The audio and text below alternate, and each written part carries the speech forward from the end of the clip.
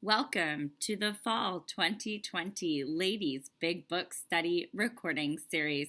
My name is Kimberly and I am a recovered alcoholic.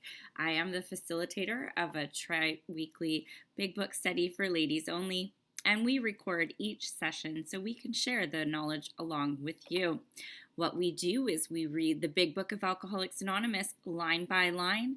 We pause on each page and have discussion time to share our experience, our strength, and our hope on each page. You are more than welcome to follow along in this series and do the work of the steps of the Big Book of Alcoholics Anonymous. If you do need support at any time, please reach out to me in the Contact Us area of my YouTube channel, and we're happy to provide you with support. The online recordings are open to men and women. Do not be discouraged, gentlemen. Our ladies' point of view may offer you a different perspective. So welcome. I hope you enjoy. All right, ladies, continuing on in the Big Book of Alcoholics Anonymous. My name is Kimberly and I am a recovered alcoholic. We are on page 85, Into Action, talking about step 11. Step 11 suggests prayer and meditation. We shouldn't be shy on this matter of prayer. Better men than we are using it constantly. It works if we have the proper attitude and work at it. It would be easy to be vague about this matter, yet we believe we can make some definite and valuable suggestions. When we retire at night, we constructively review our day. Were we resentful, selfish, dishonest, or afraid? Do we owe an apology? Have we kept something to ourselves which should be discussed with another person at once? Were we kind and loving toward all? What could we have done better? Were we thinking of ourselves most of the time, or were we thinking of what we could do for others, of what we could pack into the stream of life? But we must be careful not to drift into worry, remorse, or morbid reflection, for that would diminish our usefulness to others. After making our review, we ask God's forgiveness and inquire what corrective measures should be taken. On awakening, let us think about the 24 hours ahead. We consider our plans for the day. Before we begin, we ask God to direct our thinking, especially asking that it be divorced from self-pity, dishonest, or self-seeking motives. Under these conditions, we can employ our mental faculties with assurance, for after all, God gave us brains to use. Our thought life will be placed on a much higher plane when our thinking is cleared of wrong motives. In thinking about our day, we may face indecision. We may not be able to determine which course to take. Here we ask God for inspiration, an intuitive thought, or a decision. We relax and take it easy. We don't struggle. We are often surprised how the right answers will come after we have tried this for a while. Now, the first thing I do want to point out that step 11 is all about prayer and meditation. Praying is talking to God. Meditation is listening for His guidance and wisdom.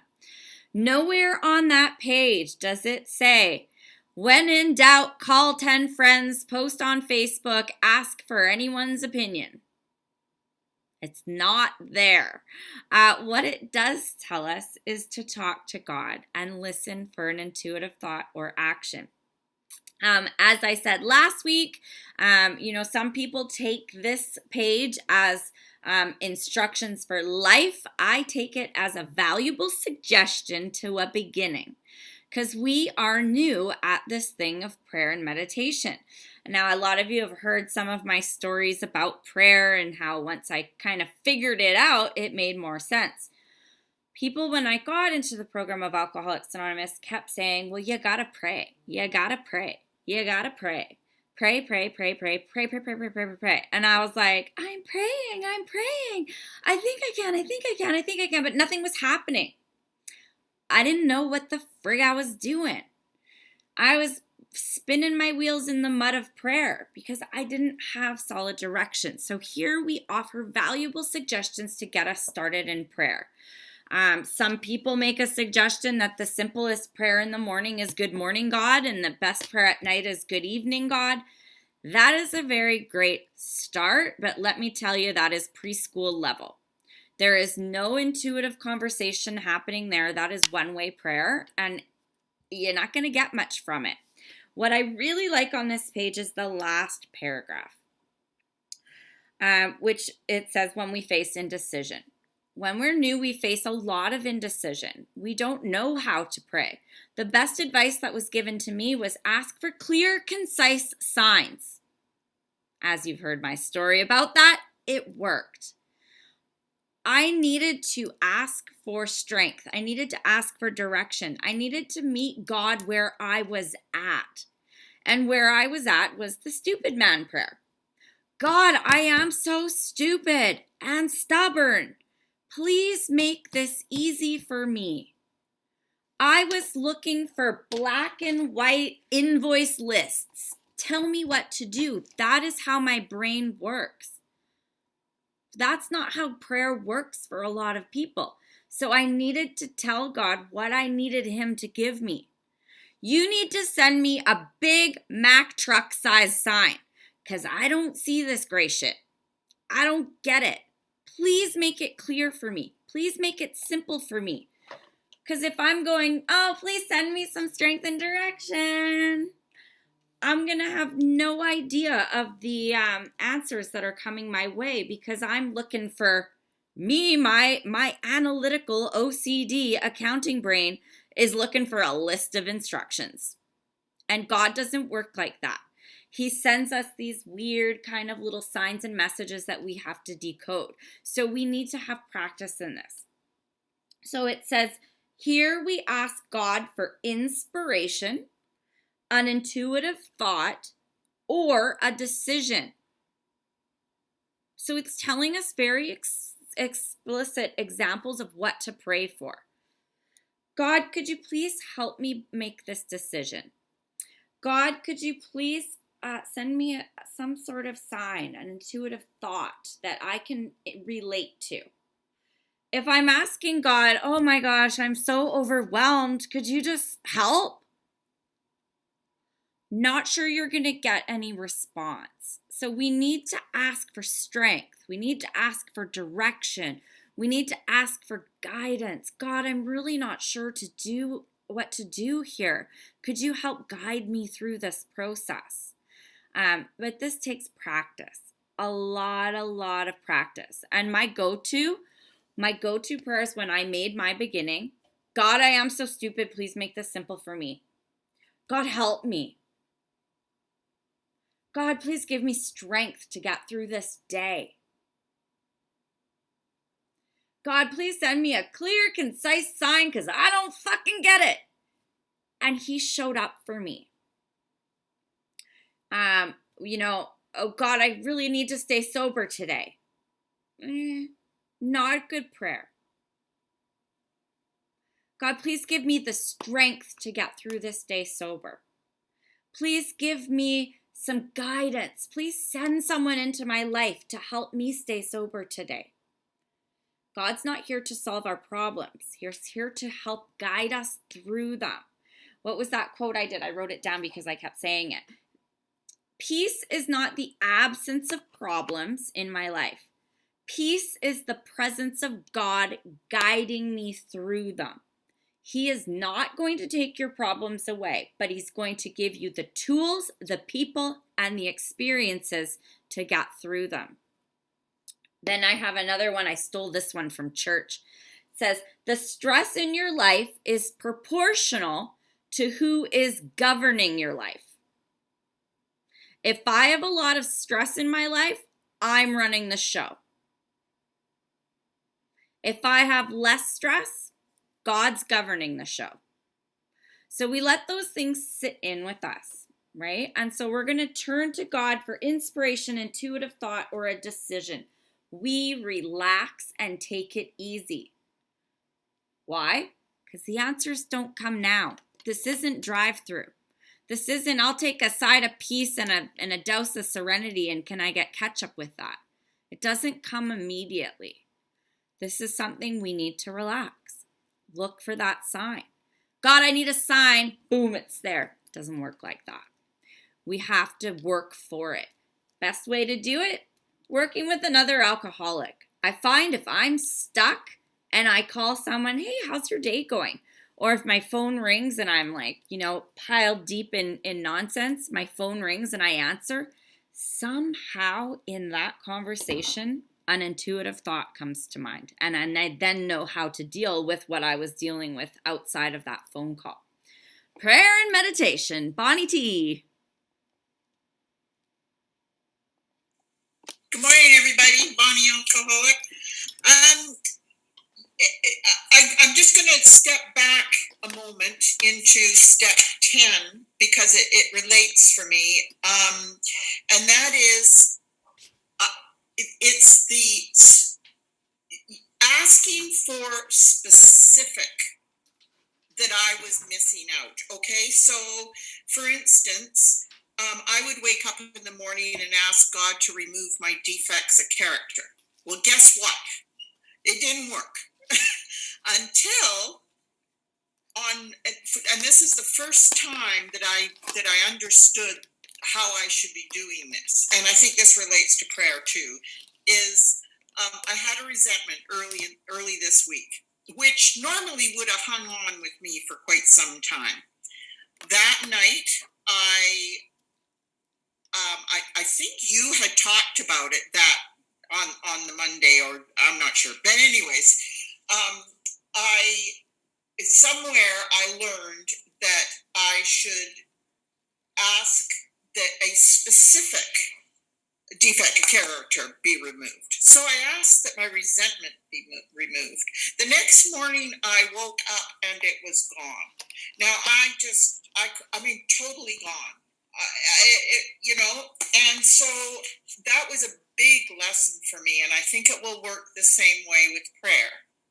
That these great big statements just don't seem to do it. It seems to, you really need to get down to the nitty gritty, and yeah. Anyways, that's all I got. Thanks. Absolutely. And I wanted to also point out here where people are like step 11, nightly inventory. If you read that paragraph, and I can't remember Wednesday if we broke it down, everything that's in step 10 on page 84 is in that same paragraph 86.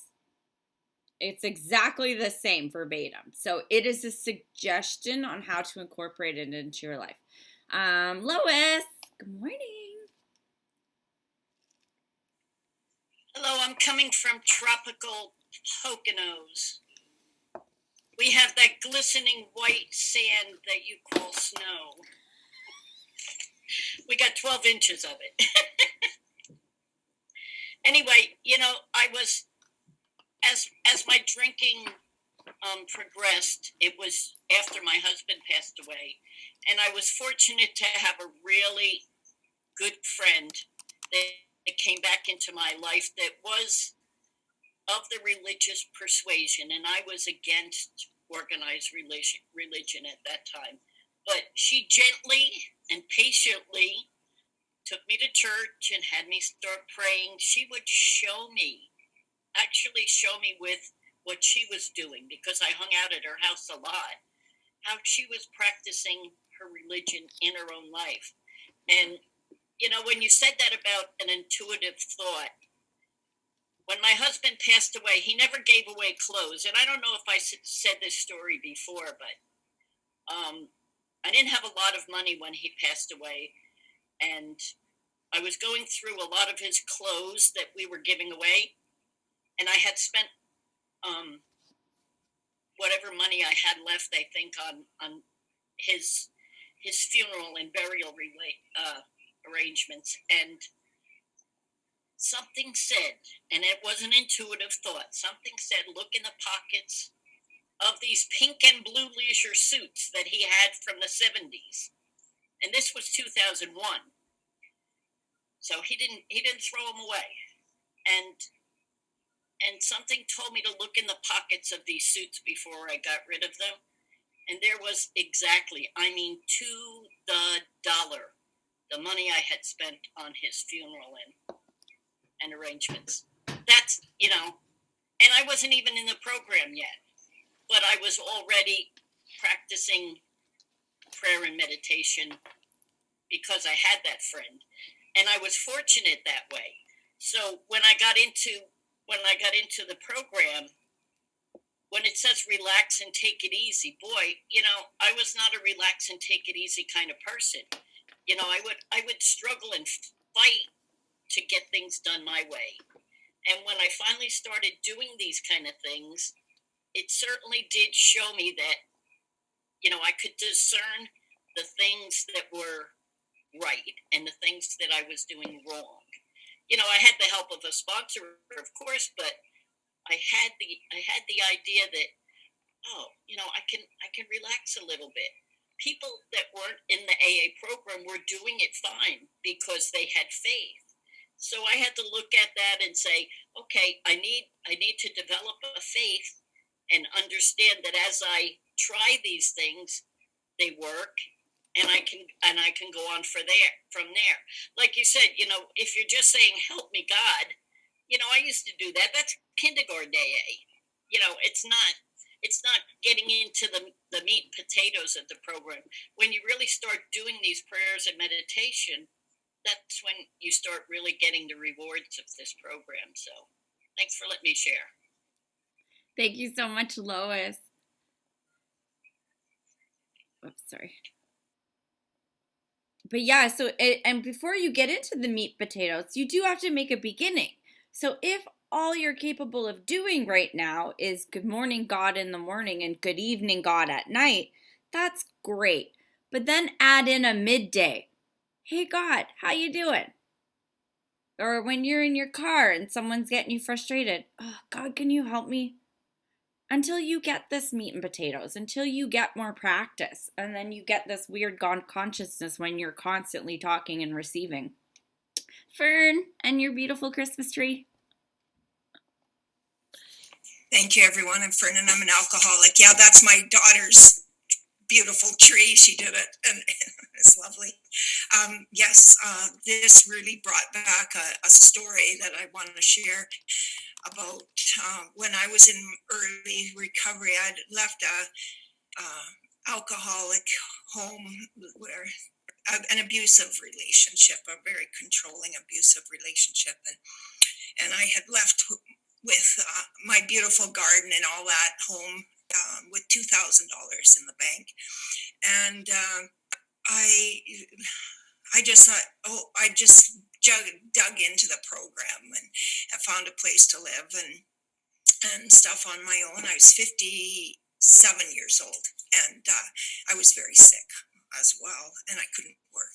So I really became broke, and I was really struggling. In the meantime, my sponsor was helping me with divorce stuff, like court and papers and things like that. And I guess I was so full of shame and coming out of that relationship that I had no fight in me. I had no self-esteem or self-worth.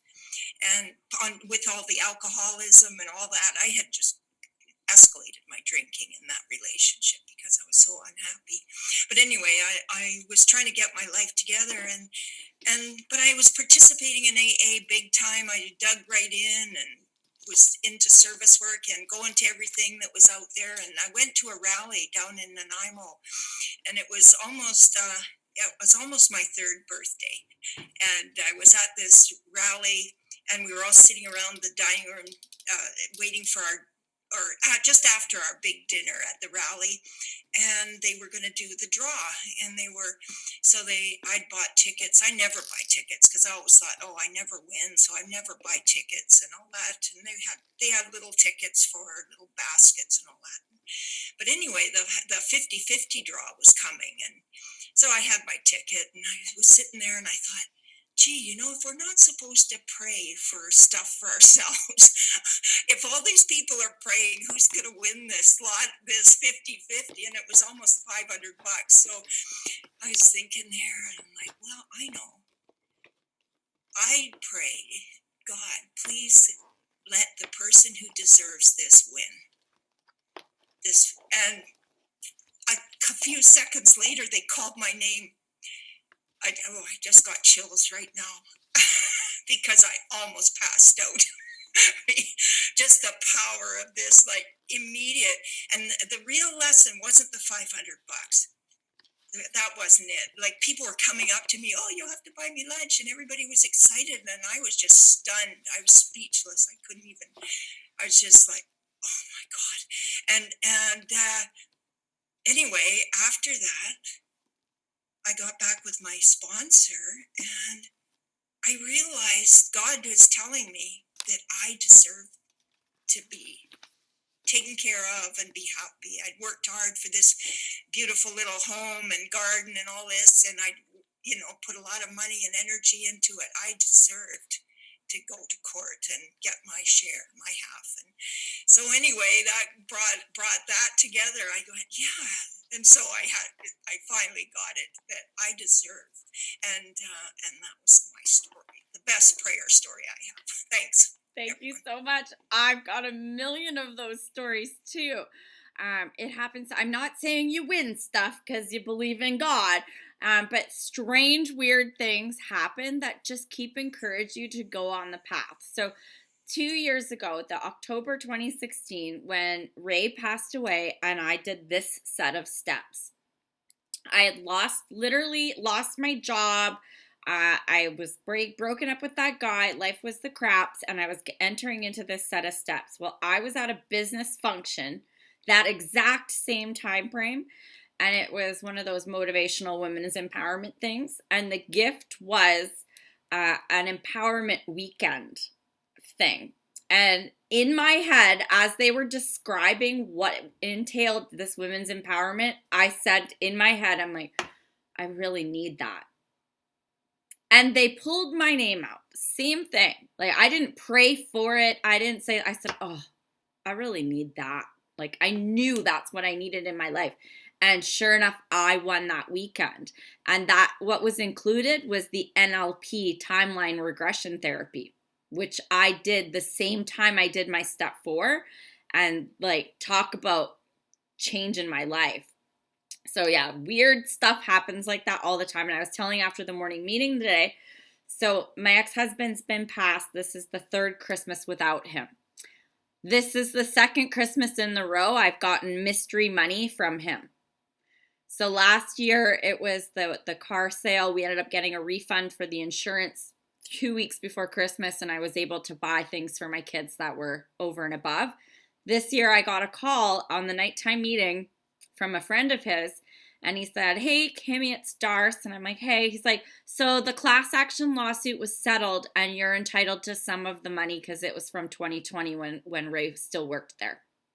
So 2nd year in a row, I got a chunk of money right before Christmas from the estate of my ex-husband, which helps my kids for Christmas. Bizarre stuff like that happens to me all the time. Regina. Hi, everyone. I'm Regina. One thing I learned the last time these steps was, right when we were doing, when we started doing the 4th step and we were working on the 6th step,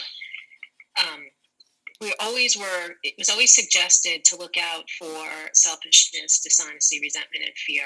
And that your 10th step, you do it as you go along. So by the time I got to the 11th step, it was, I love how you pointed out that paragraph on page 86 is the same as the paragraph on page 84, because it's also asking us, where were we resentful, selfish, dishonest, or afraid? And it feels like, for me, the prayer that I have throughout the day, we look out for all of that.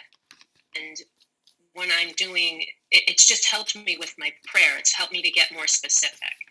And I didn't know in the beginning that I'd be specific.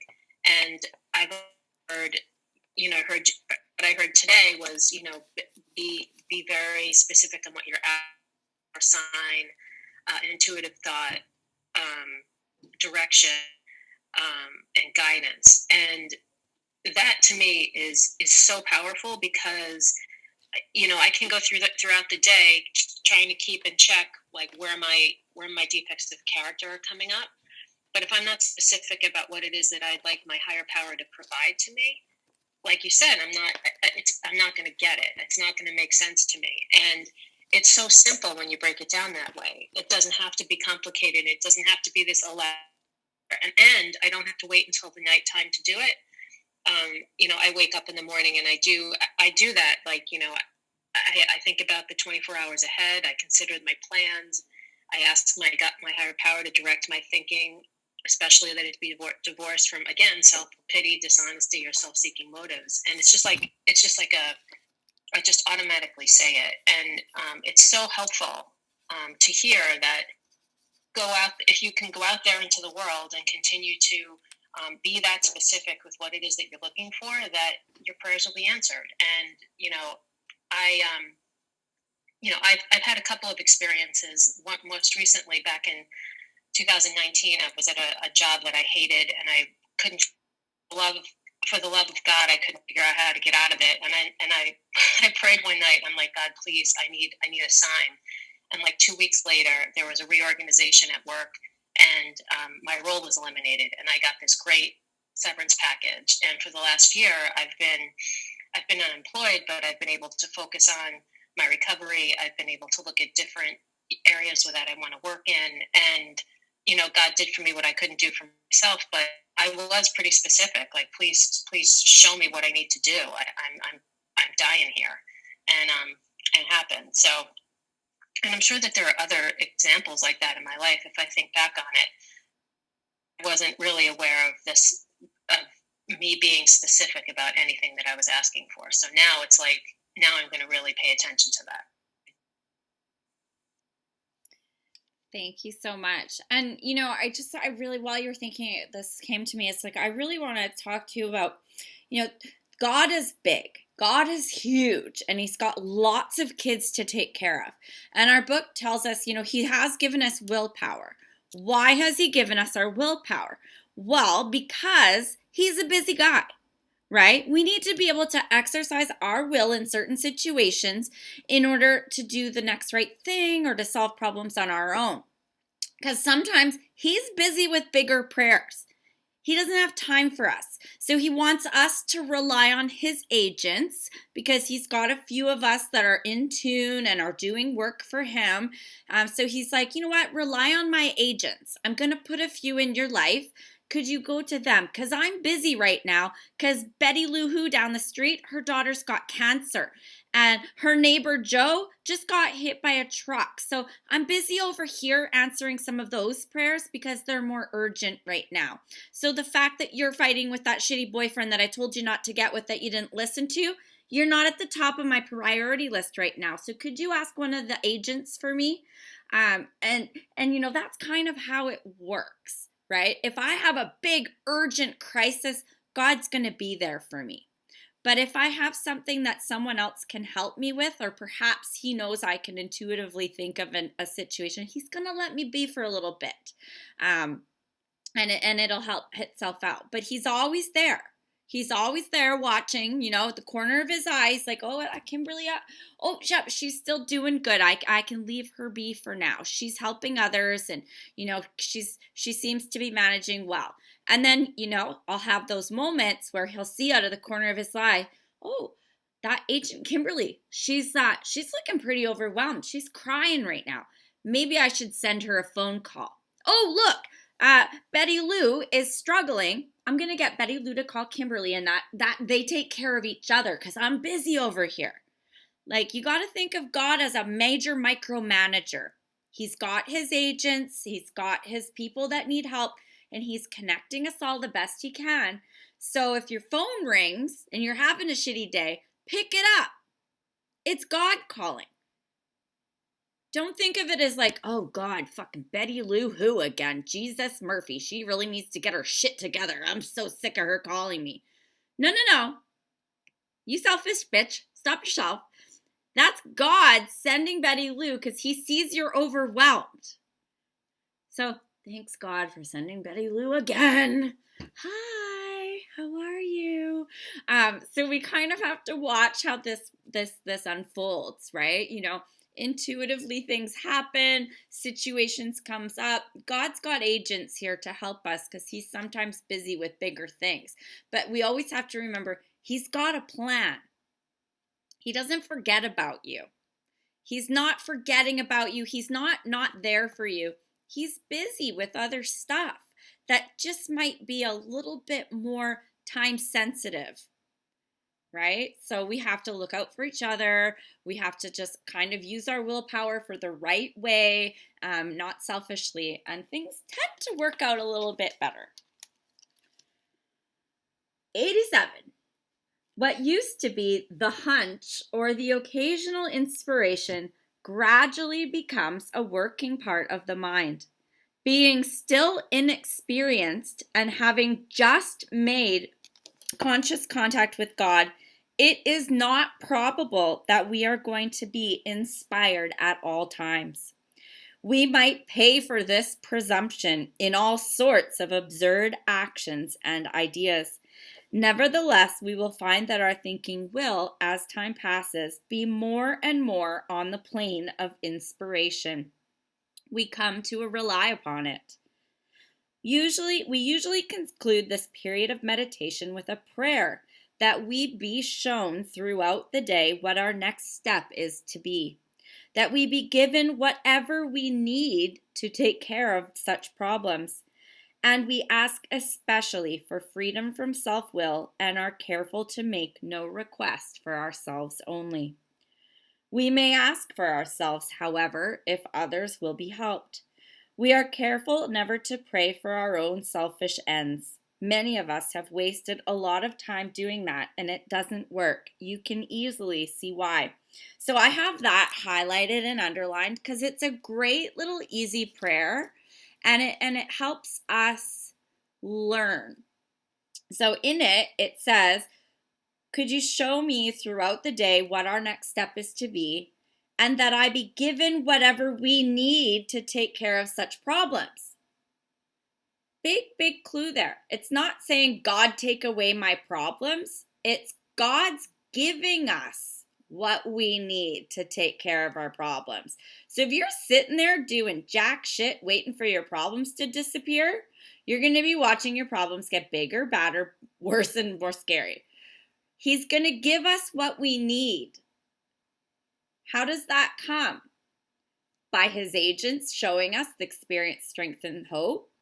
By intuitive thoughts or actions. By that gut feeling that tells us, you're going the wrong way.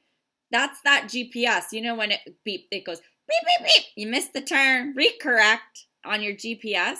That's God's GPS recorrector, is that feeling that it's not quite right. So he's going to give us whatever we need to take care of our problems. But if you're sitting there with your head up your arse, praying for all your problems to go away, not doing anything about it, your problems aren't going anywhere. There's action to be taken. He gives us what we need, and we deal with our problems. We ask especially for freedom, self-will, and are making no requests for ourselves. So funny stories about that. So I had a lady that she wanted a car. She needed a car, and she was praying for a car. She kept praying for a car. I want a car, I want a car. She wanted a really nice car too. And she ended up getting a car. What happened was she stopped doing all the things she needed to do, and the car was a hoopity lemon, and it fell apart. She was praying for selfish means. I have another friend who was praying for a car. And she was praying for a car because it took her an hour and a half on the bus in the morning and an hour and a half on the bus in the afternoon to go to work. It would take her another bus ride to get to a meeting, and then the bus ride home after the meeting. And she prayed, God, if I had a reasonable car, I could cut 4 hours off my day. I could drive newcomers to meetings, and I could help people. She got a car. She got a nice car. She got a nice car, and now she has a motorcycle, and she rides with the sober riders. What happened with her? She got the car. She went to more meetings. She drove women to meetings. She did more service, and she fulfilled the prayer. She wanted a car so she could save time in her days to do more work in recovery. So she got a car. The difference in those stories is one was selfish, one was not. I sometimes pray for parking, and my kids think it's really funny, and it's more of a joke, but I get to the mall and I'm like, God, I really, really would love a close parking spot, because that could save me some time so I can get in there and get out and answer some phone calls. 9 times out of 10, I get good parking because I have good juju. But the one time I don't, the kids always laugh and they say, see, the prayer doesn't work. I said, no, God's just helping someone whose daughter's sick with cancer right now. My prayer wasn't that important. I can walk. So, we don't pray for selfish things. In our group chat, I have a STEP group chat, and we all prayed to win the lotto. It was $50 million. And we said, we all would love to win the lotto so we could open a female treatment center and help others. I am not shitting you. We all won a free ticket. All 6 of us won a free ticket. And we joked in the group chat, we should have been more specific. We all won. We just didn't win the jackpot. So, those are just some funny stories about prayer. Sue, you had your hand up first. Go ahead.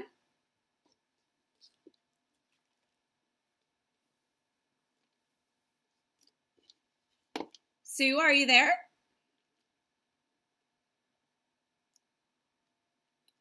Della, you're there.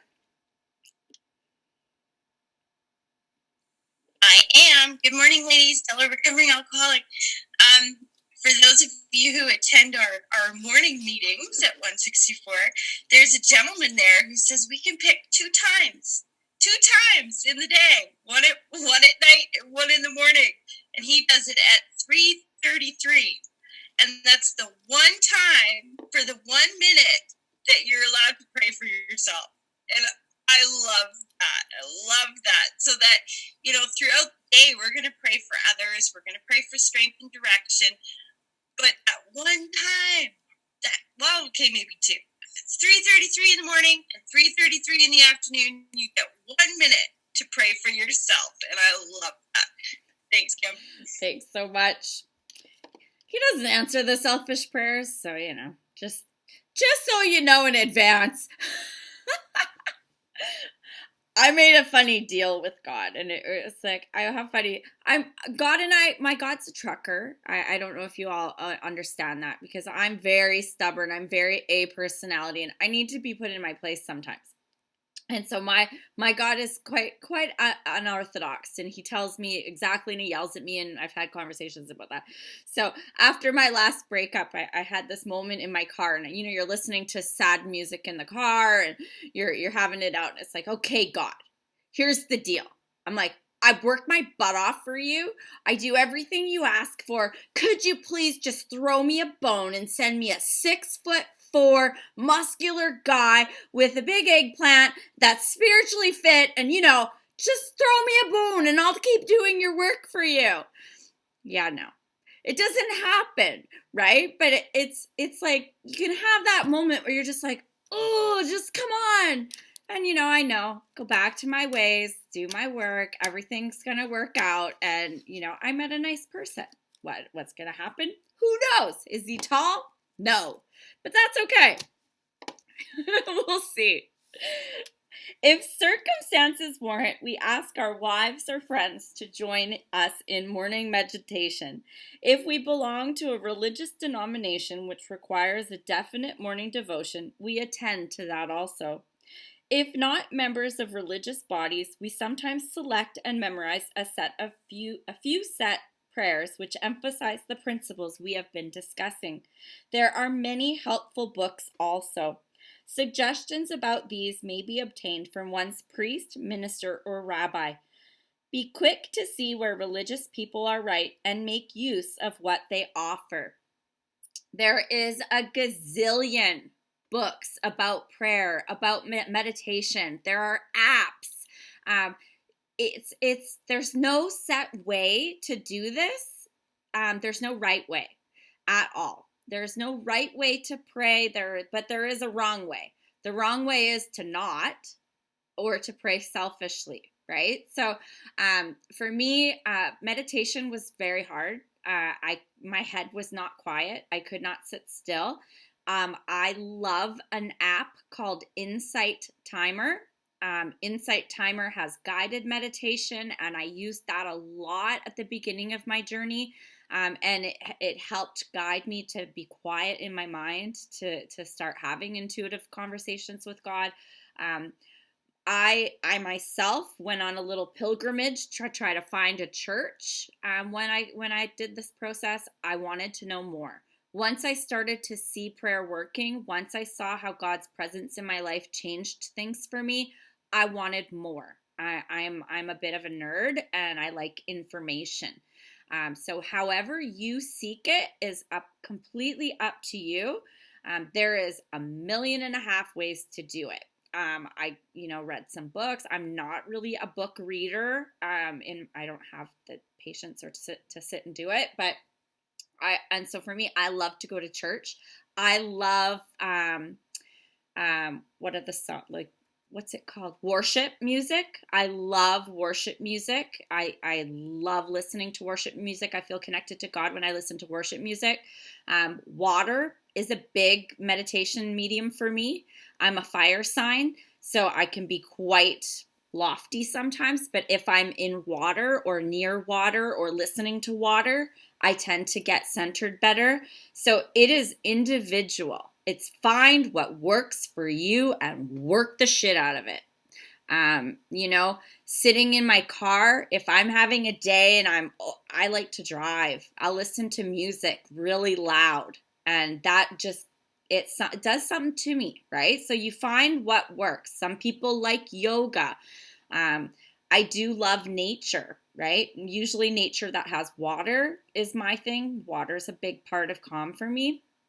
But there's no wrong way to do it. The only wrong way to do it is to not to do it at all.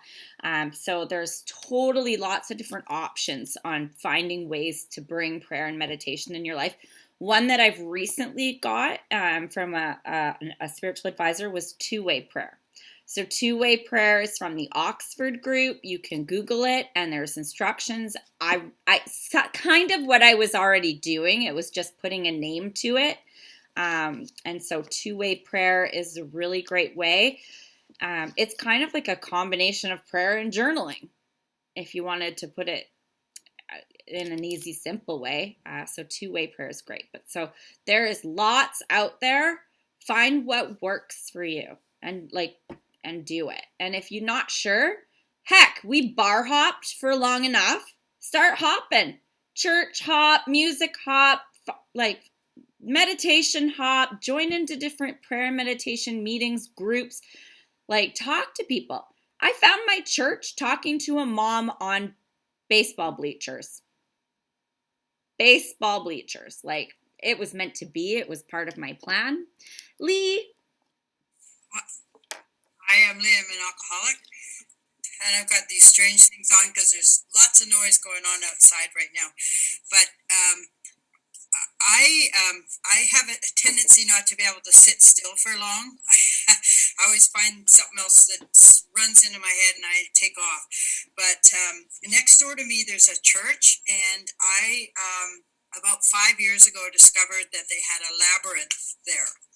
A labyrinth is a most beautiful thing to me to go to, and I found that that's actually where I go to meditate, and it's so beautiful. And I never know when I go there what is going to happen.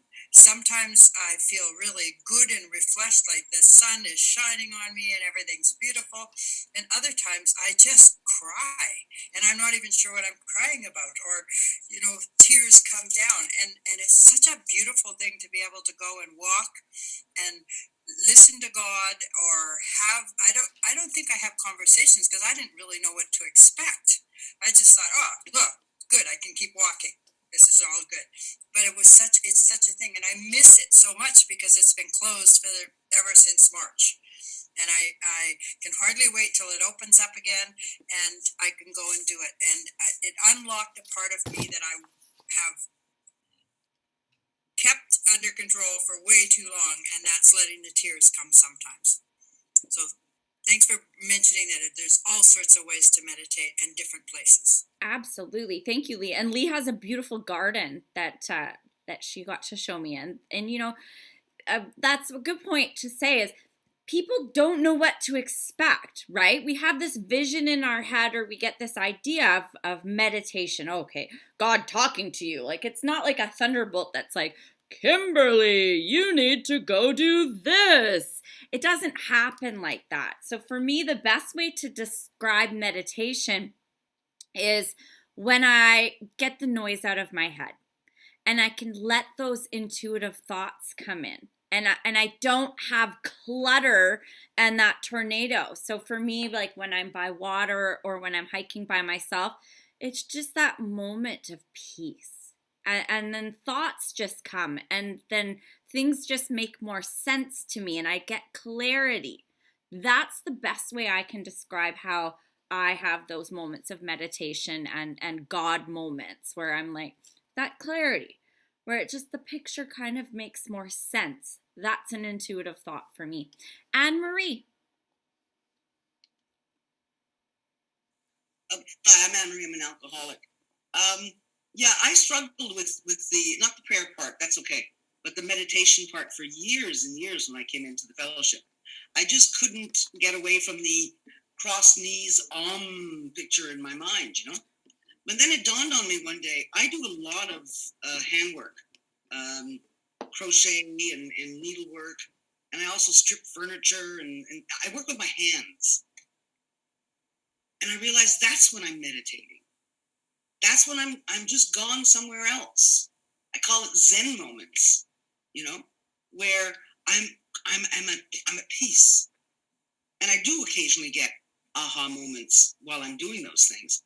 But mostly it's just doing something that brings me peace, a degree of relaxation, while at the same time helping me focus. Because my brain is constantly, zip here, zip there, over here, over there. Focus. So that's my form of meditation. You know, if someone wants, walking in the woods, it's all great, it's fine. You know, it's just not my thing. Sometimes you're already doing it. You don't realize it. That's it. Thanks. Yeah, absolutely. And I've taken to a new thing, and I've never done it before. I have a candle lit. And I used to have candles, and I would light them and blow them out within 5 minutes and move on and do other things. And now I just find, like, for me, like, just sitting peace, I've got this candle burning, and I usually have low music in the background, and it's just this nice, peaceful environment I get to live in. But, meditation looks different for anyone. I had that same picture in my head, cross-legged on the floor. Oh, like, I don't get that. For me, in my car with blaring music centers me. It looks different for anyone. Don't let anyone judge what meditation is for you. Gloriana!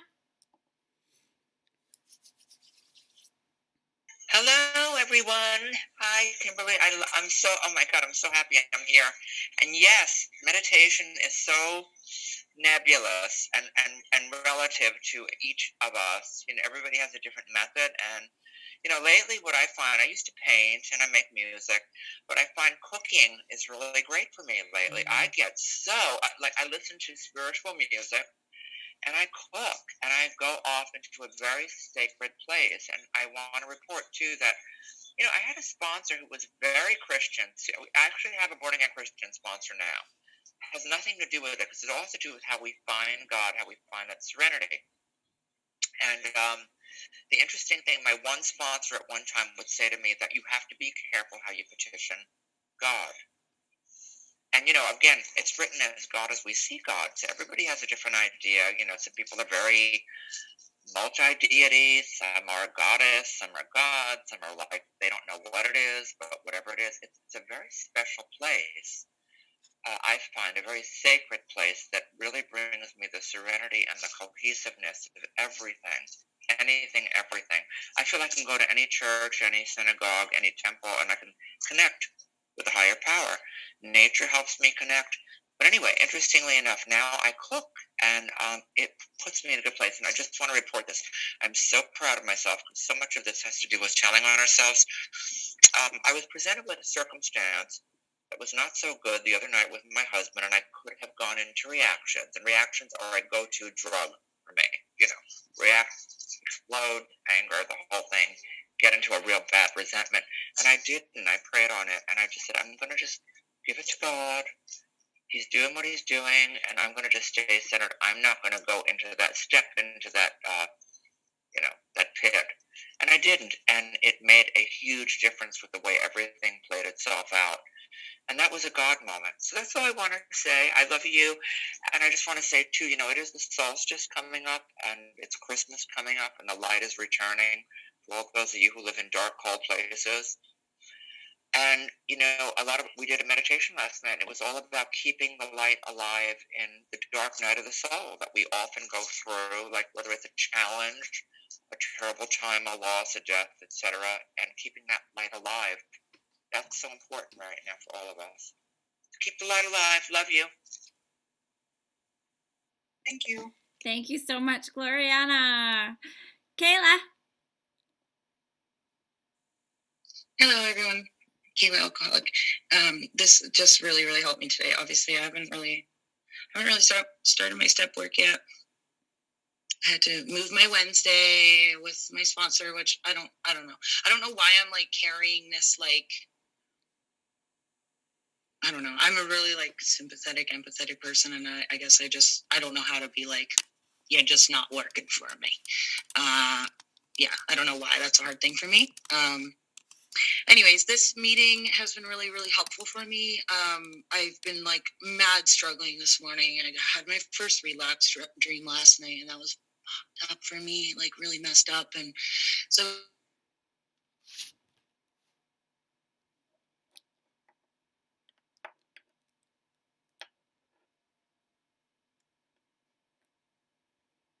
Kayla?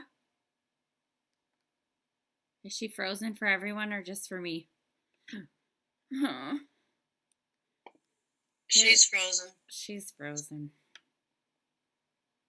I can't even mute her. We lost her. Pray for her internet. Okay. As we go through the day, we pause when agitated or doubtful and ask for the right thought or action. We constantly remind ourselves that we are no longer running the show. Humbly saying to ourselves many times each day, "Thy will be done." We are then in much less anger of excitement, fear, anger, worry, self-pity, or foolish decisions. We become much more efficient. We do not tire so easily, for we are not burning up energy foolishly as we did when we were trying to arrange life to suit ourselves. It works. It really does. We alcoholics are undisciplined, so we let God discipline us in the simple way we have just outlined. But this is not all. There is action and more action. Faith without works is dead. The next chapter is entirely devoted to step 12. So there we have that pause when agitated or doubtful. That's the third time it's in this book. Guess what? Might be a good suggestion. Just saying. I got it highlighted all 3 times it's in the book. And then, yeah, I like that. We're less in danger of excitement, fear, anger, worry, pity, or selfish or foolish decisions. We become much more efficient. People say, "Kimberly, how do you have so much energy?" This is how. I'm not burning my energy foolishly. I'm not trying to arrange my life. I go with the flow. God governs my life. And guess what? I can go from 6 a.m. to 11 p.m. and I'm not tired. Where do I get my energy from? I get it from God. He runs my show, and I'm not wasting time trying to arrange life to suit me. Let's see. Kayla, are you back? Do you want to finish? Yeah. Okay, finish up. Yeah. No, I was just saying that this is I don't know what the heck's going on with my internet. Like I'm saying, there's a ton of stuff today that's just whip bam. And I'm I can't handle this. I told my man, I was I don't know how I'm going to make it through this day, but this has really helped me because I got a little bit of clarification. Turns out, it's from the big book. I got clarification yesterday in a little step group with these girls I was doing, and it was about step 4. So I understand what I need to do, and that was because of page 65. I just read how it works, and I haven't gone any further. So we read some of this yesterday, and it just like clarified things. So that's why I think I had that relapse dream, because it was just like, oh, you don't want to look at your crap. Like, it freaked me out last night. I was in a mood because I was like, I don't want to look at this stuff. So this has helped me today, because I like when you said more stress equals my will and less stress equals God's will. The whole pray, pause, and proceed thing, like, there's action to be taken that I need to take. And when I pray, I need to meditate on that. And that's where I think I'm struggling a bit, is just like praying and asking and then expecting it and right away. Like that's, I'm an alcoholic. That's just how it works. Yeah. So yeah, just asking, and the meditation is huge for me. Like, I really need to just sit and mull and really open up my mind and the horizon for me to know where those answers are coming from. And this morning I had a girlfriend call me, and then I had my old foster mom call me, who I'm really close with still from years later. And those 2 phone calls were like, when you said, like, sometimes people call and that's God working. And like, I guess in my mind, I still kind of said a prayer this morning, because I was like, I can't handle this, right? And those 2 people called, and I just like, it was just like a weight off of me. Like, I was able to just like verbal diarrhea out everything I needed to, and it just felt so much better to like let it go and know that I'm just like not in control of where I'm at right now, but I'm in control of praying and pausing and proceeding. So that's it for me. Thank you so much. And if you haven't figured out step 4 yet, listen to the Big Book Study.